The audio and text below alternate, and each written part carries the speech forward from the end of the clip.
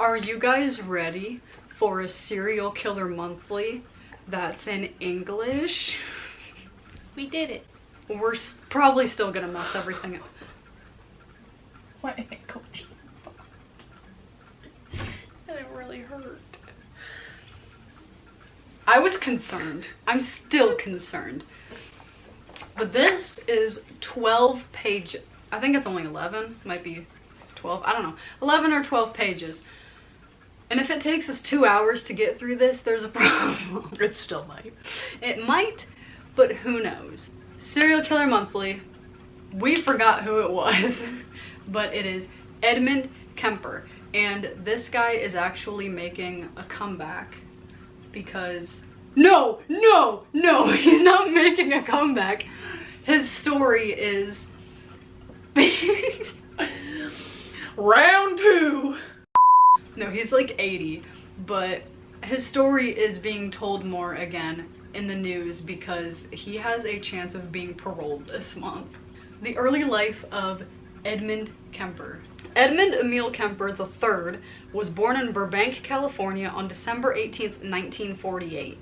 So this takes place way back yonder. He was the middle of 3 children and he was the only son, so he had an older sister and a younger sister.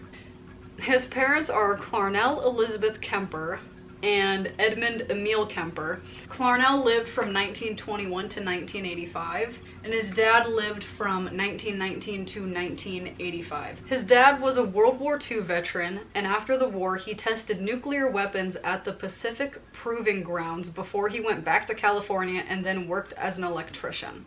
And Clarnell, his wife, would constantly complain about him having this electrician job, calling it menial, because he went from working with nuclear substances to being an electrician. I'm not saying there's anything wrong with that, but apparently she did. Later on, he ended up saying, suicide missions in wartime and the atomic bomb testings were nothing compared to living with Clarnell, and that she affected him more than 396 days and nights of fighting on the front did. As a newborn, Kemper weighed a whopping 13 pounds. I weighed 5 pounds 7 ounces.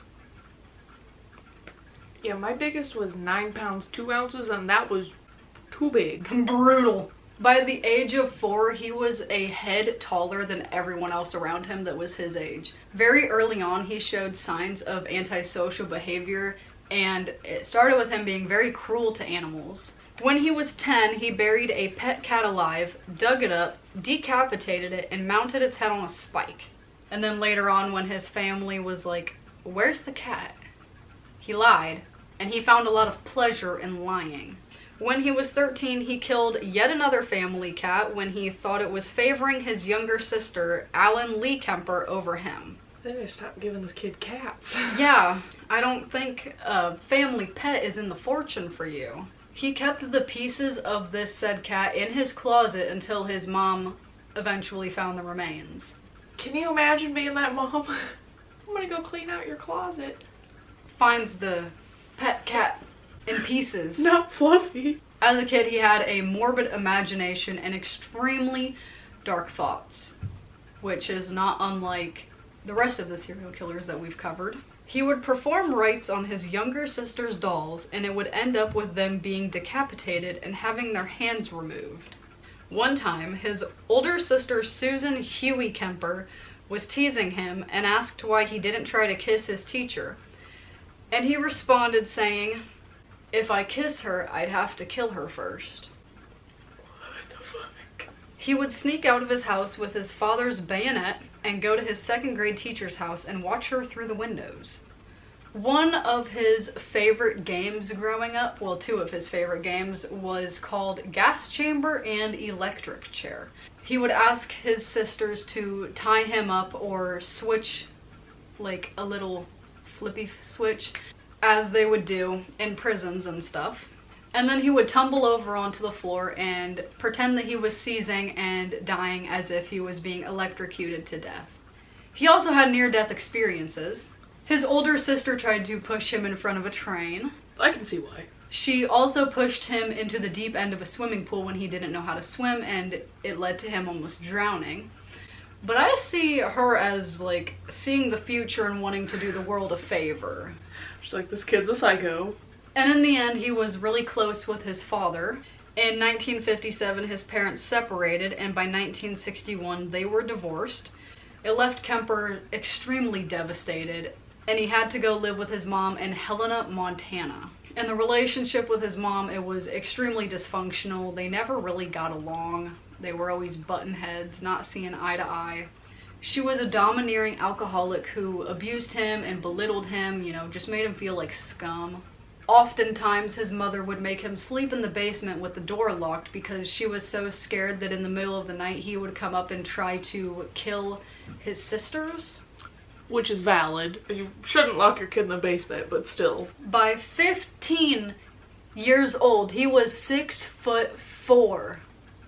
And you know what she did? She made fun of him for it, for being very tall. And she refused to show him a lot of attention because she was scared it would make him gay. When he was 14, he ran away from home to try to see his father in Van Nuys, California. When he got there, he saw that his dad had already remarried and he had a stepson. He stayed with his dad for a little bit until his dad sent him to live with his paternal grandparents who lived on a ranch in the foothills of the Sierra Nevada.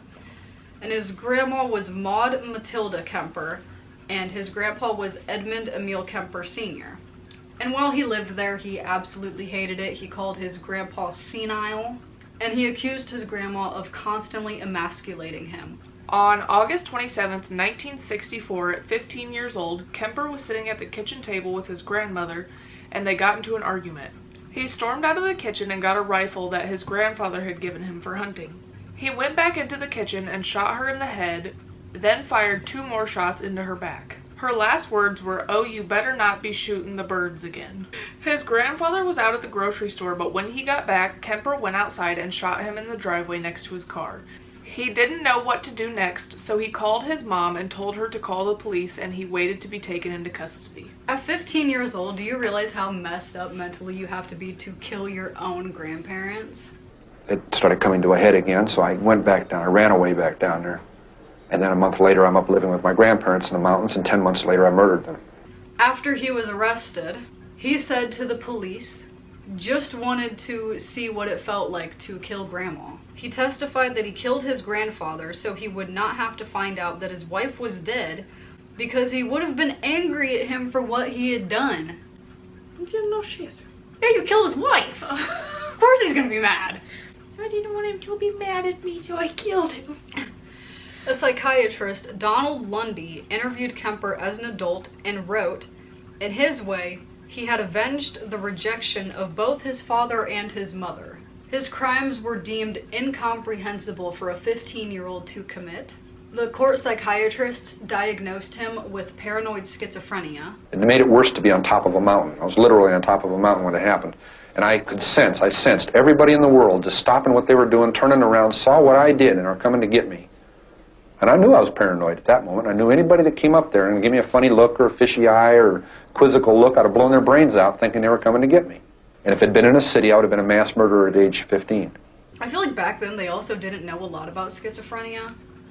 And I mean today, there's more known, but it's probably not all known. And I feel like back then, when somebody did something crazy, they would just be like, you're schizophrenic, whatever. Like, just brush it off as that. He was sent to Atascadero State Hospital, a maximum security facility in San Luis Obispo County that houses mentally ill convicts. The fact that a 15-year-old was there. I would have killed until they gunned me down. I wouldn't have been able to reason my way out of it. I was scared to death, and I was violent. I felt my back hit that wall. I was the rabbit that always ran, that always backed away, always burned his bridges. Suddenly there weren't any more, and my back hit that wall, and I came out screaming and kicking and shooting. While at Atascadero, California Youth Authority psychiatrists and social workers disagreed with the court psychiatrists on the diagnosis of schizophrenia. Kemper showed no flight of ideas, no interference with thought, no expression of delusions or hallucinations, and no evidence of bizarre thinking. Yeah, it's a little bizarre to be like, let me go get this rifle and kill Grandma. And then kill my grandpa because I don't want him to be mad. They said he was intelligent and introspective with his IQ at 136. which is fairly high. Yeah, which is like a lot of others that we saw, like Ted Bundy. He was then diagnosed with a personality trait disturbance, passive-aggressive type. I don't know if his aggression is very passive, but... Yeah. Later on during his stay, they tested him again and his IQ was 145. He's gaining intelligence. He's getting stronger. He was a model prisoner and was trained to administer psychiatric tests to other inmates. A psychiatrist said he was a very good worker. This is not typical of a sociopath. He really took pride in his work. He became a member of the JCs while there and claimed to have developed some new tests and new scales on the Minnesota Multiphasic Personality Inventory. On December 18th, 1969, Kemper was released on parole. And it was also his birthday. He was released into the care of his mother, even though the psychiatrists at this hospital strongly advised against that. They were like, don't you be going home to your mom. I wouldn't want him. I got paroled to my mother. Atascadero decided that I didn't never need to talk to her again at all. Don't give her a Christmas present. Leave her alone. She got her pound of flesh out of you. I wasn't sniveling about my mother to them. I didn't like to hear what they had to say about her. She went through 3 husbands like a hot knife through butter. In this time that he was in prison, his mother got remarried and taken the name Strandberg and divorced again. She lived in Aptos, California at this time, and she worked as an administrative assistant at the University of California, Santa Cruz. On November 29th, 1972, Kemper's juvenile records were permanently expunged. So him killing his grandparents was not even on his record. Why? Like, I get expunging a speeding ticket from when you're 17. I've never got one of those, by the way, because I don't drive. To kill your grandparents and then have it expunged? He killed Fluffy! 2 fluffies. A report from his probation psychiatrist said, if I were to see this patient without having any history available or getting any history from him, I would think that we're dealing with a very well-adjusted young man who had initiative, intelligence, and who was free of any psychiatric illnesses. It is my opinion that he has made a very excelling response to the years of treatment and rehabilitation, and I would see no psychiatric reason to consider him to be of any danger to himself or to any member of society.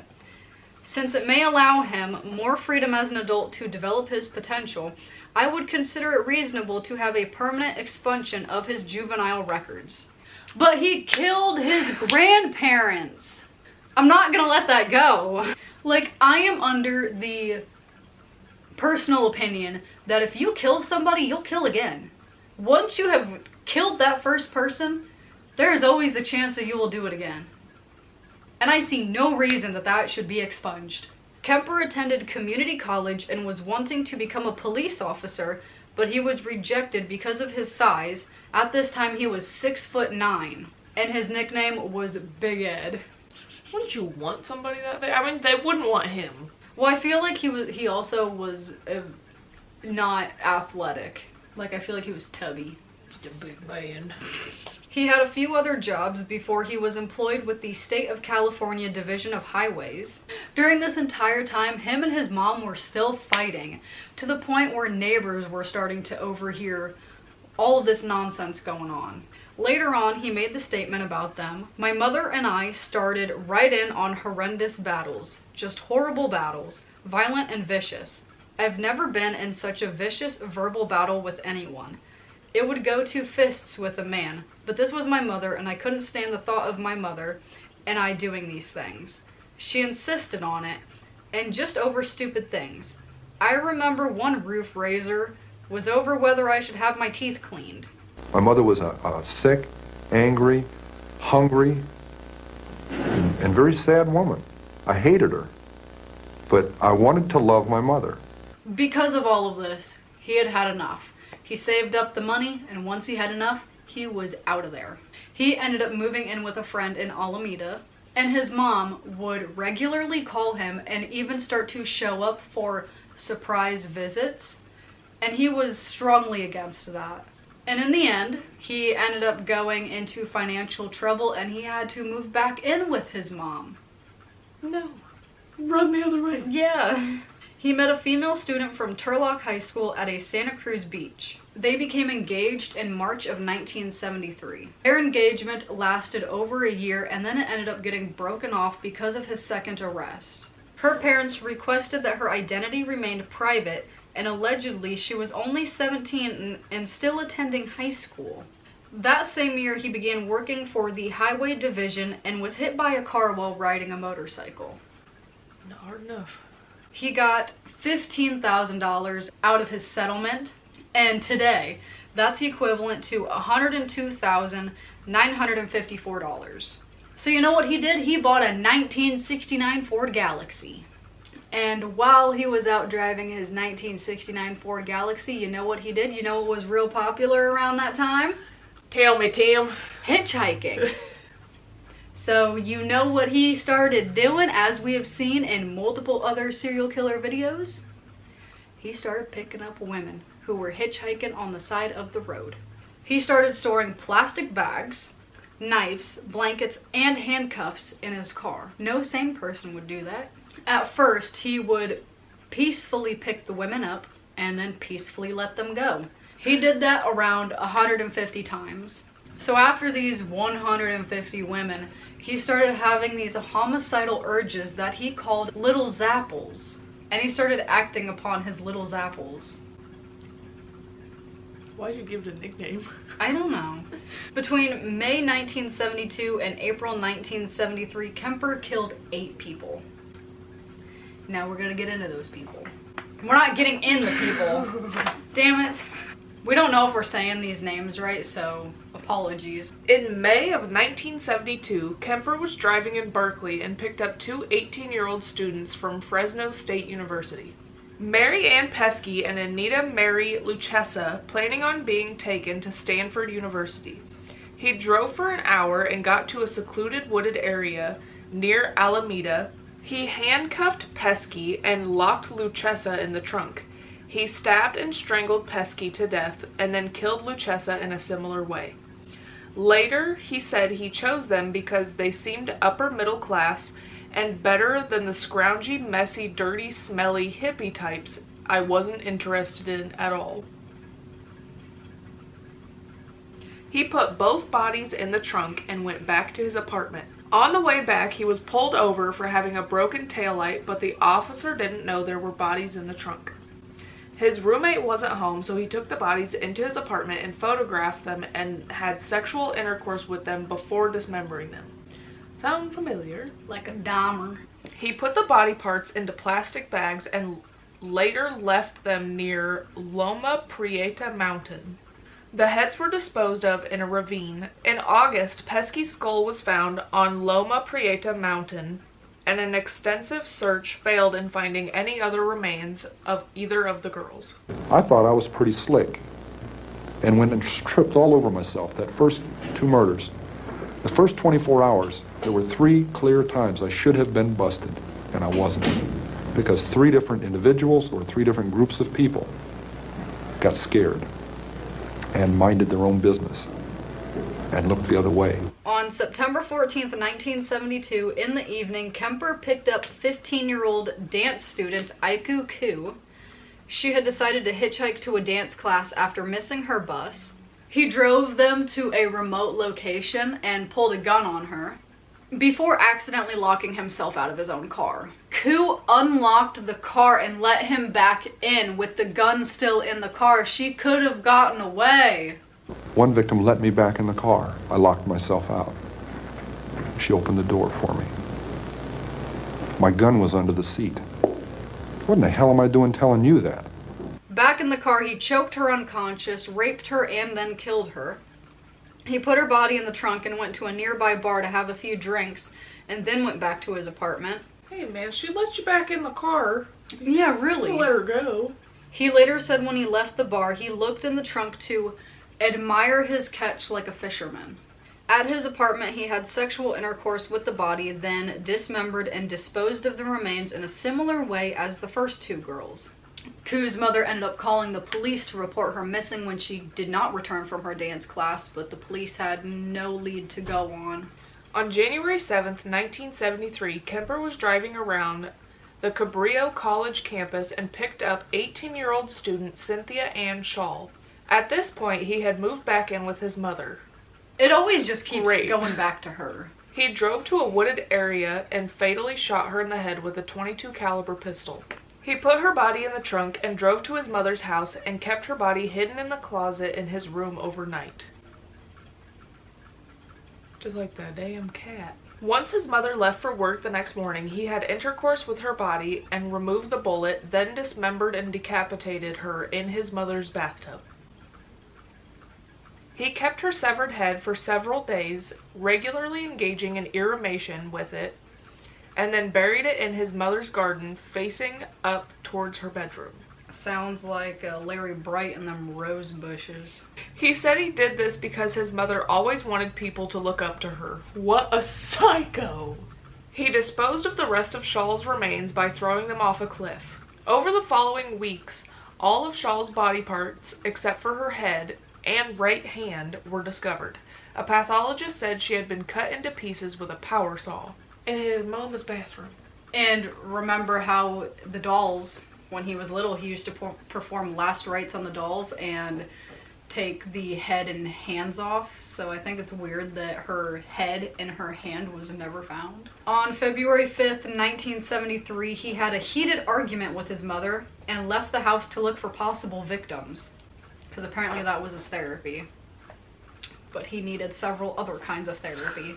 There was a heightened suspicion of a serial killer preying on hitchhikers in the area, and students were told to only accept rides from cars with university stickers on them. He didn't have a university sticker. No one should be picking up rides from him. Wrong, because his mom worked at a college and she gave him a sticker so he could help. Because she didn't know that it was her own son doing this. He separately picked up 23-year-old Rosalind Heather Thorpe and 20-year-old Alice Helen Liu on the campus. He saw Thorpe first as she left the building after a lecture. She got in the passenger seat and believed Kemper was a fellow student and started conversing with him. A short time later, he saw Liu, who was thumbing a ride, and he put Liu in his back seat. A little while into the drive, he slowed down and shot Thorpe in the head with a .22 pistol and then turned to Liu. She was squirming in the back seat and his first two shots missed, but the third shot hit her in the temple. He wrapped the bodies in blankets and took them back to his mother's house. He beheaded them in his car and carried the corpses into his mother's house to have intercourse with them. He then removed the bullets to prevent identification and disposed of the remains the next morning. A week later, some remains were found at Eden Canyon, and more were found near Route 1 in March. On April 20th, 1973, Kemper got woken up by his mom. She was coming home from a party. She was sitting in her bed reading a book and saw Kemper come into her room. She said, "I suppose you're going to want to sit up all night and talk now." Kemper said, "No, good night." Once she fell asleep, he snuck back into her room and bludgeoned her with a claw hammer and slit her throat with a penknife. There's the third relative that he's murdered. Then he beheaded her and humiliated her corpse by putting her head on a shelf and screaming at it for an hour. I cut off her head, and I humiliated her corpse. It's there, you know? He cut out her tongue and larynx and put them in the garbage disposal, but the disposal couldn't break down the vocal cords. He hid her corpse in the closet. What is with the closet? And went to a nearby bar. And that's when I decided I'm going to murder my mother. I knew a week before she died I was going to kill her. And she went out to a party, she got soused, she came home, went to sleep. I was woken up by that, came out, I walked up to her bed. She's laying there reading a paperback, as many thousands of nights before. And she said, "Oh, I suppose you're going to want to sit up all night and talk now." Shit. And I looked at her, I said, "No." I said, "Good night."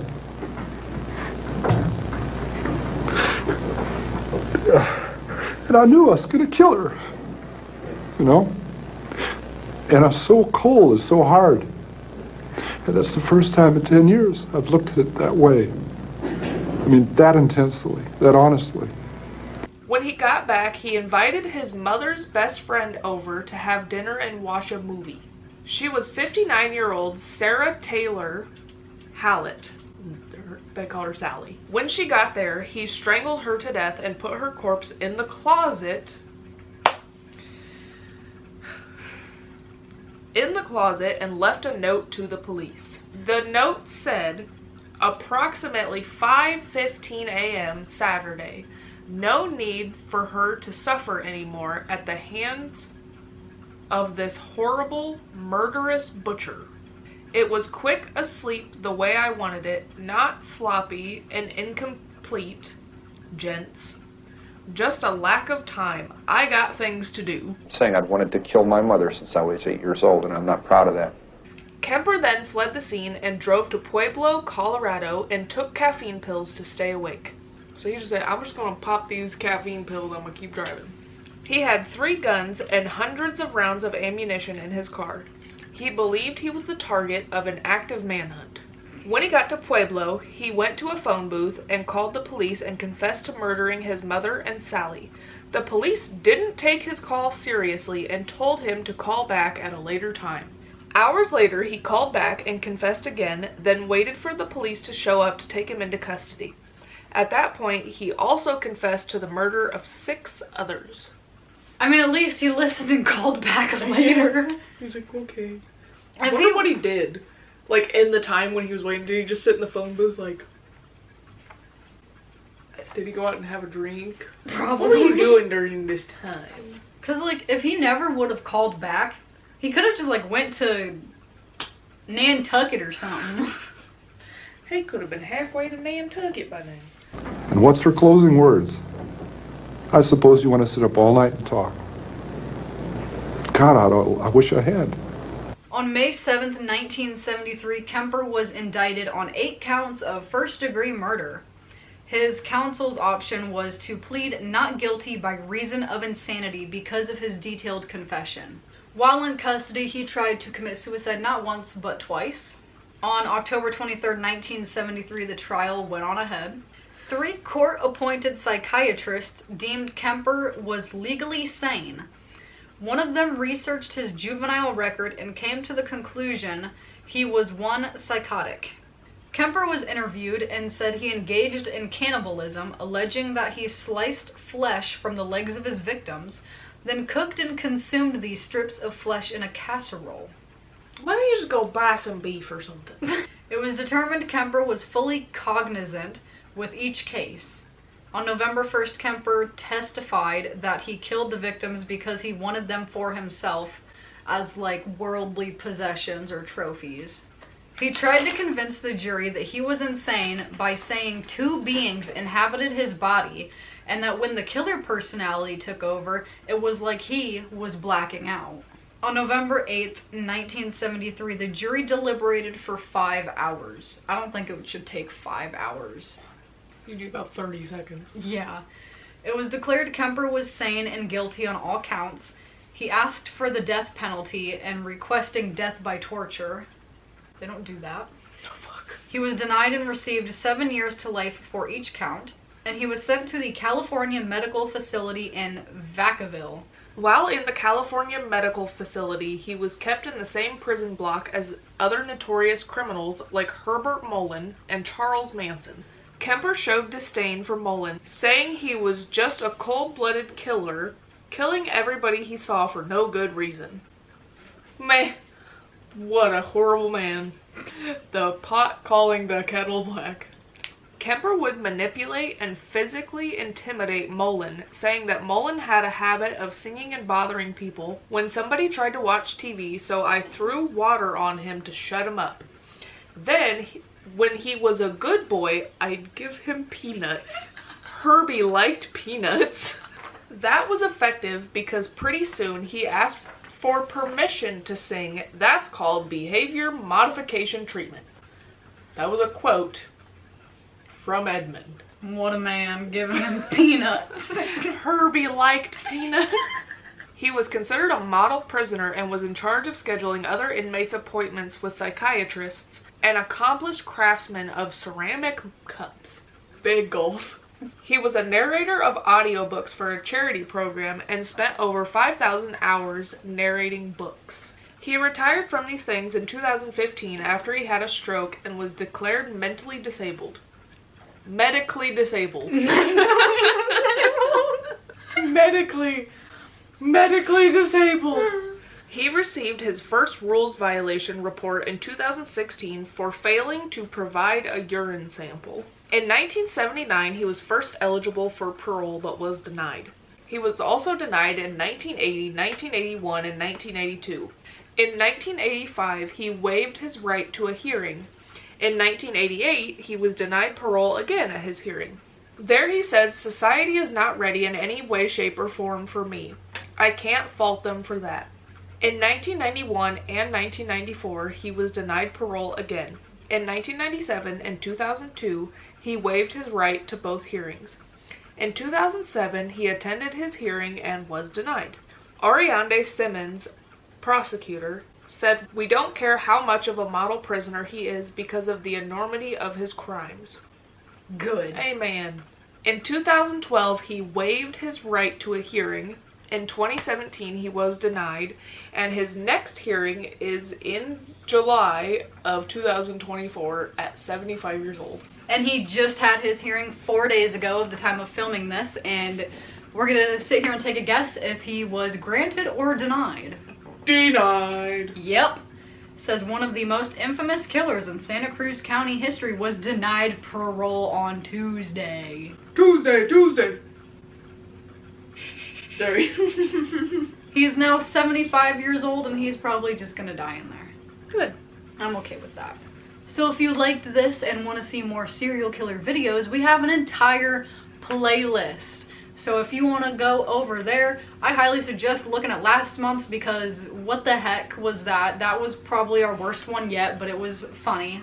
But we have like Dahmer, Gacy, Bundy, Gein, Eileen Wuornos, Jack the Ripper, the Zodiac Killer, and a bunch of others that I can't remember off the top of my head. But I hope you liked that, and I also have other playlists on the channel if serial killers aren't really your thing. We have like cults, me walking around cemeteries acting like a goof, Urban legends. to get back into the series of most haunted cemeteries and most haunted places In So, different states. if any of that interests you, let us know. And not let us know, just go watch. You don't have to tell me. You don't have to tell me twice. And we will see you next month for another serial killer video. Bye.